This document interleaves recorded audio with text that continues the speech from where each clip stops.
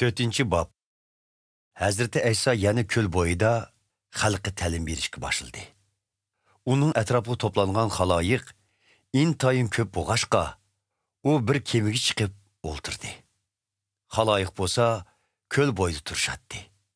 Hazreti İsa ularga tamsil bilan nurg'un hikmatlarni o'rgatdi. U ta'limida mundaq dedi: "Quloq selinglar. Bir dehqon urug' chashqi etizig'iga chiqibdi. Çaşqan urug'larning ba'zilari chig'ir yo'l ustiga tushibdi. Qushlar kelib ularni yeb ketibdi. Ba'zilari tuprog'i kam, toshliq yerlarga tushibdi. To'pisi nepiz bo'lganlikdan tezla unib chiqibdi. Lekin cho'nqir yildiz tatmag'ashqa kun chiqish bilanla so'lishib, qurib ketibdi. Ba'zilari tikanlarning orsiga tushibdi. Tikanlar o'sib maysalarni besivapti. Natijada maysalar hosil beramabdi. Ba'zilari bo'lsa munbat tuproqqa tushibdi. Ular unib chiqqandan keyin o'sib cho'ng bo'lib, yaxshi hosil beribdi. Ularning ba'zilari 30, ba'zilari 60, yana ba'zilari bo'lsa 100 hassa hosil beribdi. Hazreti İsa yana mundaq dedi: "Bu so'zlarni qulog'inglarda ching tutinglar." Xaloyiq ketgandan keyin Hazreti İsa'ning 12 shogirdi bilan agashkuchilari uningdan tamsillarning ma'nosini so'rashdi. Hazreti İsa ularga mundaq dedi: "Xudoning podshohligining siri sizlarning bilishinglarga berildi. Lekin podshohlikning sirtiklarga hamma ish tamsillar bilan uqtirildi. Buning bilan Xudoning mo'ni so'zlari amalga oshirildi. Qilganlarimga qaraydi, ma'nisini uqmaydi. So'zlarimni anglaydi, tushunmaydi. Undaq bo'lmasidi, menga qaytatdi, menmi ularni kechirim qilatdim." Ondan Hazreti İsa ularga mundaq dedi: "Sizlar mushu tamsilnimi tushunmadinglarmi? Undaqda boshqa tamsillarni qandoqmi tushunasizlar? Dehqon chashqan urug' Xudoning so'zidir. Chig'ir yo'lga tushgan urug'lar mundaq odamlarga tamsil qilingan bo'lib, ular Xudoning so'zini anglagan hamon shayton kelib ularning qalbiga tushgan so'zni erib ketadi. Tuprog'i kam, toshliq yerlarga tushgan urug'lar mundaq kishilarga tamsil qilingan. Ular Xudoning so'zini anglagan hamon xushallik bilan qabul qiladi. Halbuki Xudoning so'zi ularda yildiz tatmag'ashqa, ular uzunga bardoshlik berolmaydi. Xudoning so'ziga ishonganligidan qiyinchilik yoki ziyonkashlikka uchrasa, darhol Xudo yo'lidan chatnab ketadi. Yana ba'zi kishilar bo'lsa, tikanlik tushgan urug'larga tamsil qilingan.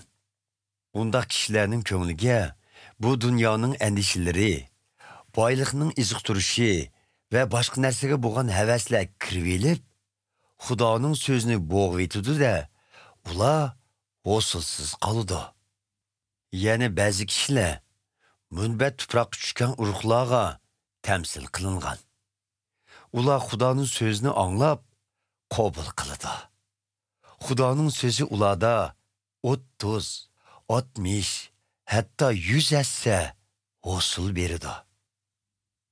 Hazreti İsa ularga yana mundaq dedi: "Kim chiroqni yiqib, uni dos yoki karvat ostiga yoshirib qo'yadi, u albatta chiroqdan ustiga qo'ymamdi.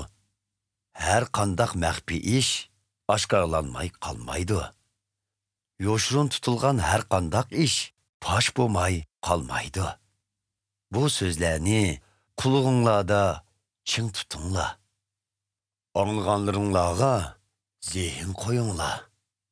Sizlar qancha ko'p zehn qo'ysanglar, sizlarga shuncha ko'p tushuncha beriladi.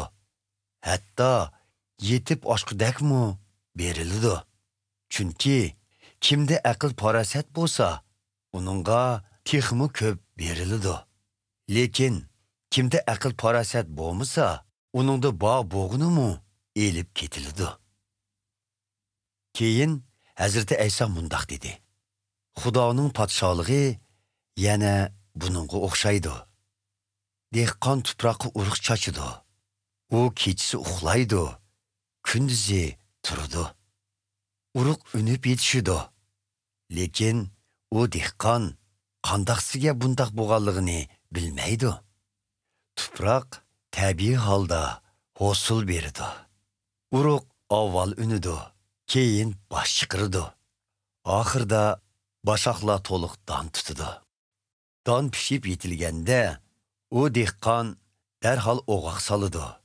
Chunki hosil yig'ish vaqti kelgan bo'ladi. Hazreti Ayso yana mundaq dedi: Xudoning podshohligini nemiga o'xshatay? Qandaq bir tamsil bilan suratlab beray? U go'yo bir tal qicha urug'iga o'xshaydi. Qicha urug'i bütün urug'larning ichida eng kichik bo'lsa-mu, terilgandan keyin har qandaq ziroatdan egiz o'sib, shundoq shoxlaydi-ki, qushlarmu uning soyasida uvlaydi. Hazreti Ayso Xudoning so'zini buningga o'xshash nurg'un tamsillar bilan jamoat tushunarlikdek qilib tushundiratdi. Tamsil keltirmay turib, hech qandaq ta'lim bermaydi. O'z shogirdlari bilan yolg'iz qolganida ularga hammani tushuntirib beradi. U kuni kechqurun Hazreti Ayso shogirdlariga ko'lning u qetig'i o'tayli dedi. Shogirdlar xaloyiqdan ayrilib, Hazreti Ayso o'tirgan kemaga tushib, uni elib yurib ketishdi. Ular bilan birga mangan boshqa kemalar bor edi. Qattiq bo'ron chiqib, do'lqinlar shundoq urdiki, kemaga su to'shay deb qolgan edi. Hazreti Ayso kemaning oyoq tarafida yostiqqa bosh qo'yib, uyquga ketgan edi. Shogirdlar uni uyg'otib, "Ustoz, biz g'arq bo'lish oldida turib-atsak, korimiz yo'qmi?" deyishdi. Hazreti Ayso o'rnidan turib, bo'ronga buyruq qildi va do'lqinlarga "To'xta, tinchlan" dedi. Buning bilan bo'ron to'xtab, do'lqin pastlab, hammasi tinchidi. Hazreti Ayso shogirdlarga "Nemanchi qo'rqisizlar? Texchi ishonchinglar yo'qmi?" dedi.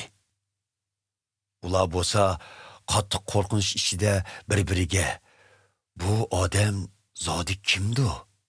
Hatto bo'ron va do'lqinlarmi uning gapini anglaydi ekan, ha?" deb ketishdi.